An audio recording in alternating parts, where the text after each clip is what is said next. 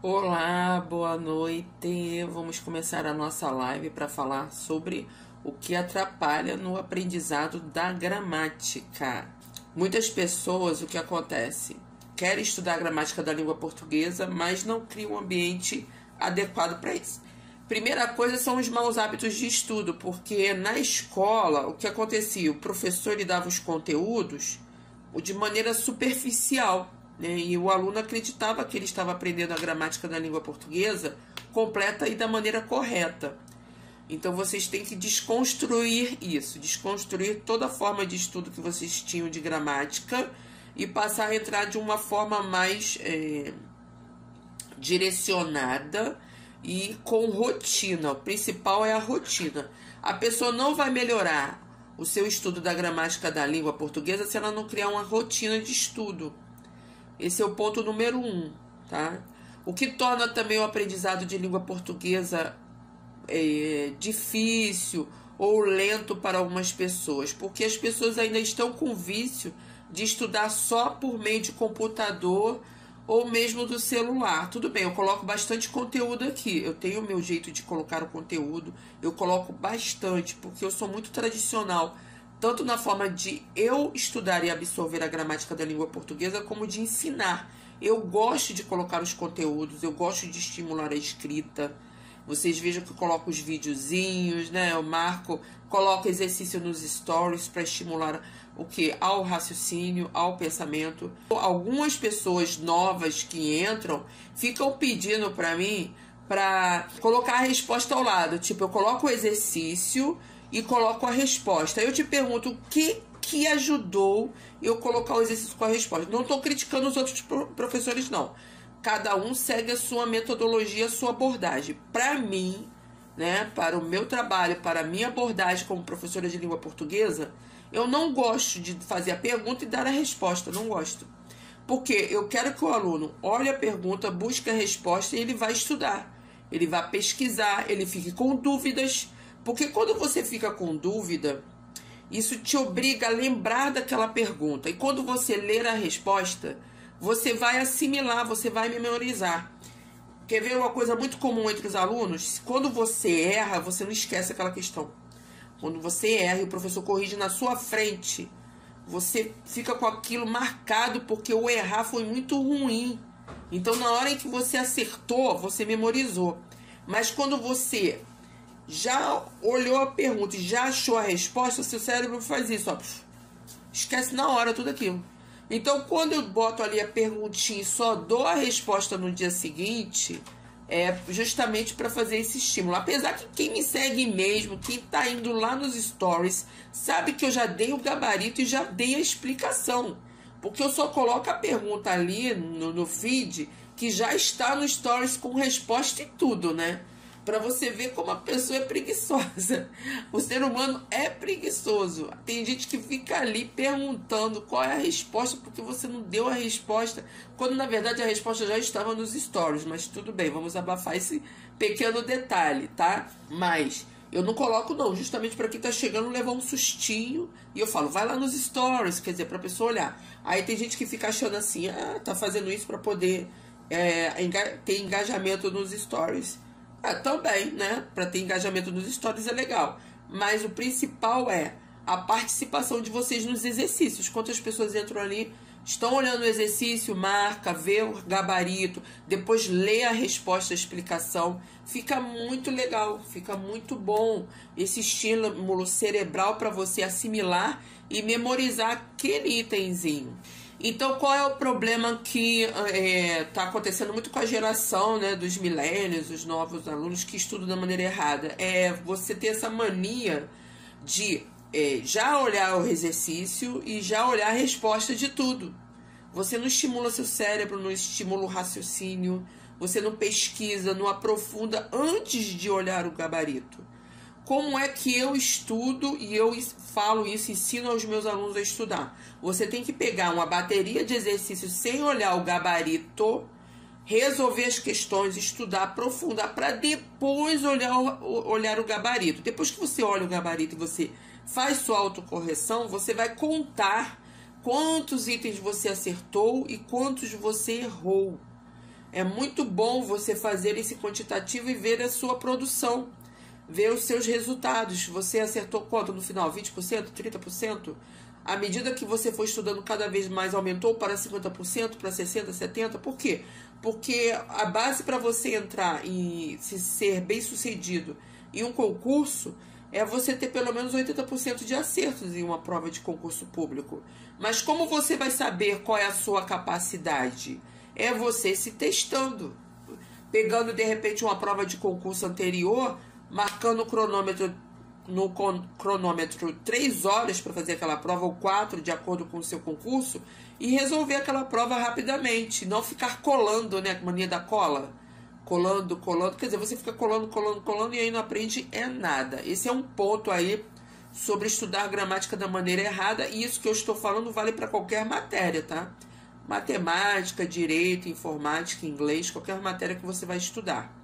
O outro ponto é você ter os cadernos organizados para cada matéria de estudo. Então, você ter um caderno de gramática, em que você faça os resumos, anote os pontos principais, anote as dicas do professor para você realmente assimilar o conteúdo. Quando a pessoa escreve e lê, ela está fazendo 3 movimentos. Primeiro ela pensa, depois ela copia, depois ela escreve, né? Ela copia e depois ela lê, relê. Então isso vai fazendo com que sua assimilação de conteúdo seja muito mais aprofundada. É muito importante vocês lembrarem que mesmo vindo o mundo meta, o mundo virtual, né, o que faz a pessoa realmente aprender com profundidade é o processo de pegar um livro, um papel e ler esse papel. Então as novas gerações terão esse grande problema. E veja que esta semana saiu na revista Veja justamente esse artigo mostrando que o que realmente estimula, amplia o seu cérebro, amplia a comunicação entre os neurônios, né, amplia o seu conhecimento, faz com que você raciocine melhor, pense melhor, planeje melhor, crie organizações com o seu processo cerebral, é a leitura do papel, porque o virtual é cansativo. Você vê que a tela ela cansa, você passa a ter mais problemas de visão, você passa a dormir pior. Caso você fique em contato com claridade o dia inteiro, eu não fico em claridade o dia todo, tá? Eu tenho muito cuidado com isso, porque só mesmo quando eu estou nas redes sociais, trabalhando com as redes sociais. Porque, de modo geral, tudo meu, gente, é pesquisando. Eu até mostrei para vocês os livros, né, que eu comprei. Aqui tem alguns livros ao meu lado, tem um monte de livro à minha mão. Eu amo isso. Aqui, olha, eu estava olhando hoje, esse livro aqui é Verbum Palavra. Ele fala sobre a origem das palavras, muito interessante, olha. Eu gosto de pegar, eu gosto de riscar, marcar, entendeu? Fazer as marcações quando eu passo assim, eu vejo a página que eu mais gostei. Então, isso estimula muito a leitura, o raciocínio. Gostei, olha aqui a Cassiano. Prof, retornei aos estudos após 35 anos, já gastei 15 canetas e 6 cadernos. Gostei, isso aí. Estudando de verdade, né? Escrevendo, é assim que as coisas funcionam, né? Eu tenho muitos alunos, assim, lembrando sobre alunos que estudam da maneira errada, que realmente tem esse mau hábito de estudar errado, mesmo a gente falando certo. Por exemplo, a cópia para você estudar a gramática da língua é muito importante. Quer ver uma coisa? Eu dava aula sobre verbos, por exemplo, eu acho que é o 7º ano, né? 7º ano, a gente trabalha muito verbos com os alunos. E eu sempre mandei os alunos conjugarem os verbos e escrevendo, copiando. Eles odiavam. Tinha uma raiva danada daquilo. Mas quando eles conjugavam comigo, iam repetindo, e depois eles viam o resultado, que eles conseguiam realmente identificar o que é um verbo, né? Um verbo que está no pretérito imperfeito do indicativo, no pretérito mais que perfeito do indicativo, no futuro do pretérito do indicativo, e diferenciar esse verbo que está no presente do subjuntivo, eles ficam assim maravilhados, né? Porque no final, aquela chatice, aquela metodologia tradicional e chata, né? Porque o aluno sempre acha isso, ele quer uma brincadeira para aprender. Claro que a gente brinca, faz alguma coisa, mas no final a gente acaba caindo no método tradicional. Eles acabavam o quê? Super chateados no início e no final satisfeitos quando eles tinham completo domínio daquele assunto. Então é isso que vocês têm que pensar. O processo muitas vezes é cansativo, né? Como tudo na vida. Se a pessoa vai fazer uma academia, eu sempre fui, assim, mais nova, eu era um pouco esportista, não muito, mas um pouco. Eu nadava muito, por isso que eu sou muito grandona, né? Porque eu nadei muito dos 14 aos 22 anos. Eu era uma garota muito magrinha, meus ombros aqui eram pequenininhos, assim, sabe? Aquelas garotas bem fininhas em cima. Aí eu fiz natação dos 14 aos 22 anos, aí eu fiquei com maior bração. Tudo isso aqui meu é produzido, né? Foi trabalhado com natação e musculação. Então, eu sou muito grandona. E aí, por isso que eu fico muito grande na câmera, porque eu realmente sou grande. Eu não sou muito pequenininha, não. E aí, o que acontece? Todo esse processo é cansativo. Para quem pratica esporte, sabe que você só vai ganhar massa muscular, né? Uma definição corporal, tudo. Né? Com o quê? Com os anos. 2 anos. Com 2 anos que você pratica legal, aí você ganha aquele corpo muito ideal, né? Perfeito, que todo mundo gosta e tal. Mas foi um trabalho. Então, tudo na vida. Eu sei que eu sou preguiçosa agora e sedentária, por isso que eu tô desse jeito, né? Também tô com 52 anos. Então tem essa diferença. Mas, para aprender gramática, português, para tudo que vocês querem em concurso público, o que faz você realmente ganhar, acertar e ter o seu sucesso é o quê? É a rotina, é a constância, tá? Constância. Agora eu lembrei do Ítalo Marcilli, que eu estou assistindo muito aos vídeos dele no momento. Me motivam muito.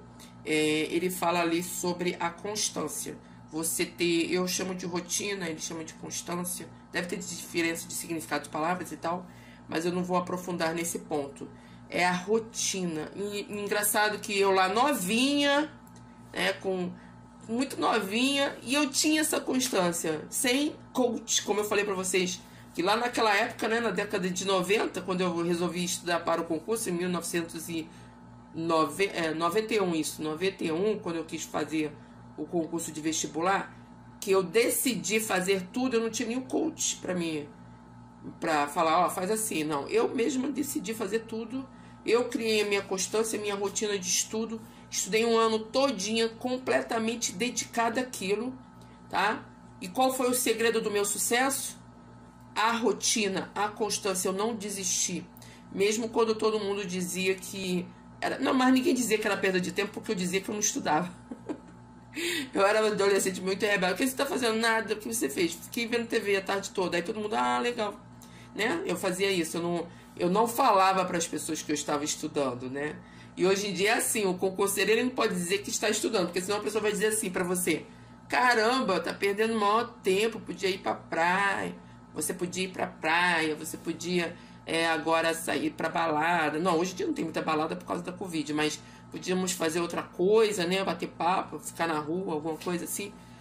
Então o concurseiro, eu já me esquivava pela direita e dizia que eu ia ver um filme. Porque naquela época era só isso mesmo, né? Ou você lia, ou você assistia a um filme, ou você saía, né? Não tinha muita opção de vida naquela época. Só depois de 96 que as coisas mudaram. Então, eu tinha essa constância, gente. Vocês têm que ter essa determinação. Essa determinação de não ouvir o outro, porque as pessoas são negativas, elas não conseguem fazer aquilo. E mesmo que seja subconsciente, não tenha má intenção, elas também não querem, elas acham que o bom é a vida delas. Então ela não faz nada, então é legal para você também não fazer, entendeu? Porque para ela aquilo, ela tá satisfeita, ela está feliz daquele jeito, ela é feliz assim. Agora, se você não é feliz assim, você escolheu ser um concurseiro, você tem que ter determinação, não permitir que isso te atrapalhe em um objetivo. Vai ser 1 ano, 2 anos da sua vida em que você não vai ter horário para determinadas coisas, mas você tem que pensar a longo prazo. E eu sempre pensei a longo prazo. Eu era novinha e o que eu pensei? Eu quero passar para a minha faculdade. E eu passei. Depois que eu me formei, que eu comecei a trabalhar, eu falei, eu quero ser professora, né, funcionária pública. Então eu me dediquei a isso, entendeu? Eu não permitia que ninguém me atrapalhasse. A pessoa, vamos para o lugar aí, cara, eu tenho um compromisso tal dia. Eu não digo qual é o compromisso. Eu não vou dizer para ela, olha, eu vou ficar sentada estudando de 5 da tarde até 8 horas da noite. Vai você falar, que isso, tá maluco, vamos sair. Não, eu tenho um compromisso muito sério, não dá para sair. E tal, você tem que esquivar para conseguir driblar aí a família, todo mundo, e conseguir manter a sua rotina de estudo, porque você quer ver a longo prazo.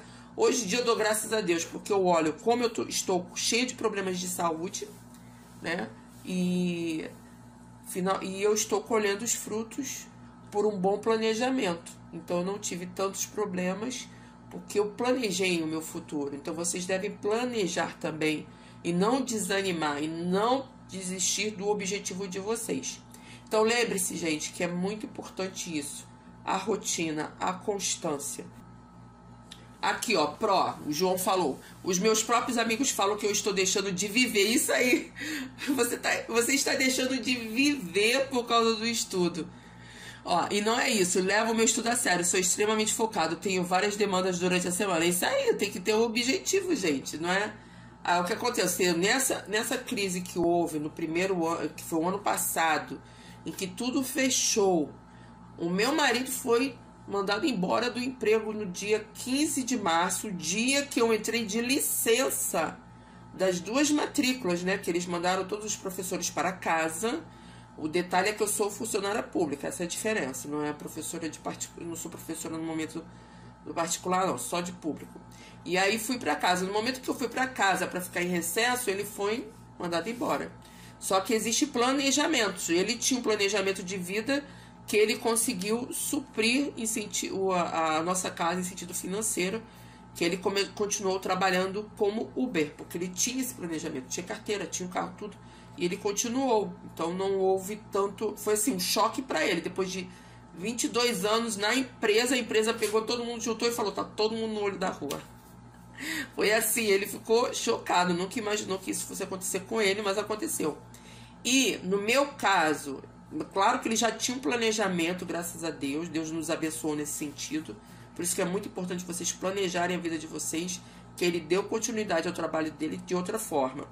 E no meu caso, como funcionária pública, eu fiquei, né, numa situação um pouco confortável em relação a tudo que aconteceu. Agora veja as outras pessoas. Tudo envolve um planejamento. Então tem pessoas que planejam e tem pessoas que infelizmente não têm condições e não se planejou. Né? Claro que tem pessoas que são ambulantes, né? É uma pessoa de baixa renda e aí passou por momentos difíceis. Assim como empresários passaram também por problemas quando eles trabalhavam com casas de festas. Então a pessoa tem que se reinventar para poder driblar. E a gente já vai entrar em outro ponto, né? Como as pessoas se reinventaram para tentar driblar aquele momento horrível em que todo mundo ficou trancado. Então é muito bom a gente sempre planejar. Igual agora, eu planejo meu futuro também. Eu sempre estou planejando como estarei daqui a 10 anos. Isso é muito importante. Quando você planeja e você gasta tempo para esse planejamento, você não está deixando de viver. Se você bota Deus em primeiro lugar na sua vida, depois você bota a sua família, o terceiro ponto é você fazer um planejamento que envolve o quê? A questão financeira, seu trabalho, né? O concurso público que vai te dar estabilidade. Isso está dentro de um planejamento financeiro. Ele entra na sua vida assim como a diversão. A diversão ocupa um espaço na sua vida na semana. E os outros planejamentos, né? A gente tem que analisar. A gente tem que ter essa visão do futuro. Não criar uma ansiedade, mas ir fazendo as coisas de acordo, já pensando no que vai acontecer a longo prazo. Eu penso em como eu estarei com 60 anos. Eu penso sobre isso. Então, quando eu penso sobre isso, eu penso sobre a minha alimentação. Todo dia eu fico me culpando porque eu ainda não comecei a caminhar, porque eu tenho esse problema de ser sedentária. Eu tenho que começar a caminhar. A médica já falou isso e tudo. Então, estou sempre pensando em como eu estarei. É muito importante. Olha, tem alguma sugestão de livro de gramática? Sim, eu tenho várias sugestões. Eu criei um link, porque geralmente eu falo para vocês comprarem a gramática de Evanildo Bechara, porque eu amo. Eu amo. Mas eu vejo que há necessidade de eu recomendar uma gramática mais fácil para a pessoa que é iniciante, porque a gramática do Evanildo Bechara é para concurseiros que já têm um hábito de estudo, né? Que têm um hábito de realmente estar todo dia fazendo revisão de matéria, já está estudando matéria, estudou direitinho a gramática da língua no ensino médio e tal, então é uma revisão mais aprofundada. Agora, se você precisa de uma gramática simples, eu também coloquei sugestões de gramáticas mais simplificadas para vocês estudarem do início, né, para ficar mais fácil. Então eu tenho um link, lá no meu link do meu perfil tem sugestões de gramáticas e livros para vocês. Vocês podem também ir lá no link do perfil que tem a sugestão de gramática que você pode escolher. Lembrando que o meu curso Gramática do Zero, ele é completo, ele tem toda a matéria de gramática de uma maneira didática, tá? Para quem realmente quer aprender do zero e aprendendo cada matériazinha com a gramática de uma maneira fácil, exercícios com gabarito.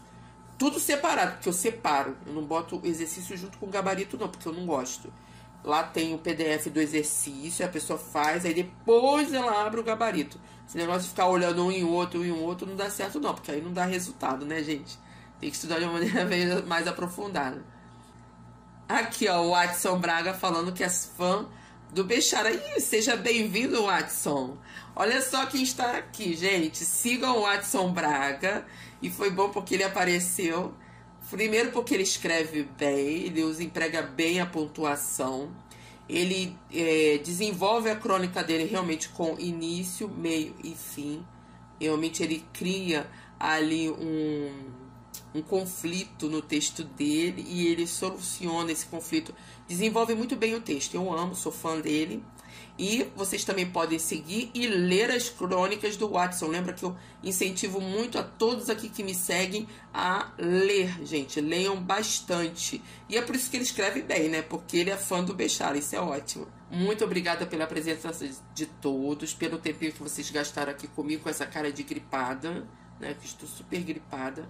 Muito obrigada. E terça-feira à noite, 8 horas, vamos ter uma nova live. Então, já podem enviar suas dúvidas. Eu vou começar a colocar assim, fala suas dúvidas para a live de terça-feira, para ver se vocês colocam na caixinha. Que aí eu já venho preparada para esclarecer as dúvidas de vocês, tá bom? Beijo grande, muito obrigada pela presença de todos. Tchau, tchau.